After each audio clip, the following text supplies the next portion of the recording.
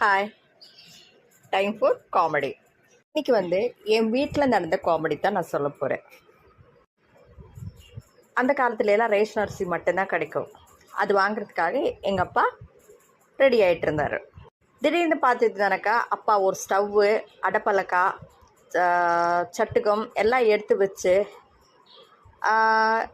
இதாகிட்டு இருந்தார். அப்போது எதுக்கு இதெல்லாம் எடுத்து வச்சுருக்காங்க அப்படின்னு யோசிச்சுட்டு இருந்தோம்.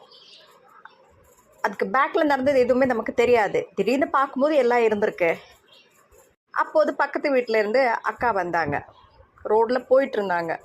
போயிட்டுருக்கும்போது என்ன பண்ணிகிட்ருக்கீங்க, இதெல்லாம் எடுத்து திண்ணையில் வச்சு அப்படின்னு சொன்னாங்க. அந்த காலத்தில் திண்ணையெல்லாம் தான், இந்த காலம் மாதிரி அதுக்கு பேர் மாற்றமெல்லாம் எதுவும் கிடையாது. அப்போ எங்கள் அப்பா இல்லை, அவங்க பேரை சொல்லி கூப்பிட்டு, இல்லை நான் ரேஷன் அரிசி வாங்க போகிறேன்னு சொன்னேன் அம்மாக்கிட்ட, அதாவது அப்பாவோட அம்மாக்கிட்ட, அதாவது என் பாட்டி சொன்னேன். அப்போ ரொம்ப நேரம் வேகிற அரிசியாக இருந்தானாக்கா வாங்கிட்டு வராதே, எனக்கு ரொம்ப நேரம் நிற்க முடியாது அடுப்பில், ஏதோ எங்கள் பாட்டி தான் சமையல் எல்லாமே, நிற்க முடியாது, விறகு ரொம்ப ஜாஸ்தி செலவாகும், அதனால சீக்கிரமாக வேகிற அரிசியாக இருந்தால் மட்டும் வாங்கிட்டு வான்னு சொல்லிட்டாங்க. அதனால நான் இதையெல்லாம் எடுத்துகிட்டு போய் ரேஷன் கடையிலேருந்து கொஞ்சம் அரிசி வாங்கி அதை வேக வச்சு சீக்கிரமாக வெந்ததுன்னா மட்டும்தான் வாங்கிட்டு வரணுங்கிற குறிக்கோளில் எடுத்துகிட்டு போகிறேன்னு சொன்னாங்க.